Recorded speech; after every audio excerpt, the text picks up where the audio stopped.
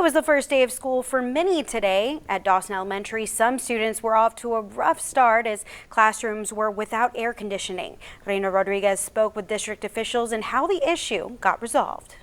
I had heard that whenever they were working on the roof and stuff, that there was something maybe cut to the ACs. This is what Karen Massey says parents were being told this morning as their children were being dropped off at Dawson Elementary. Others, like grandparent Dora Trammell, says she wasn't aware of the situation. They didn't tell me anything, but I can see up on the roof that they've been doing repairs.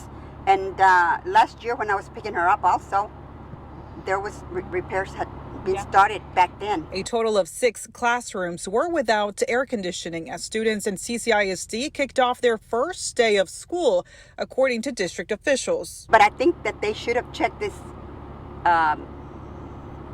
last week and made sure that the AC was working properly. Measures were taken to ensure students and staff remained comfortable, leaving the doors to those classrooms open to allow AC from the hallway to go in, and large fans were also placed for ventilation. As long as they're staying hydrated and they have some breeze and stuff coming, then they're going to be good. There were officers on site to provide additional security while the classroom doors remained open. Indoor temperatures in the affected classrooms were monitored throughout the day, averaging 75 degrees, until the air conditioning was restored to all areas around 2 p.m.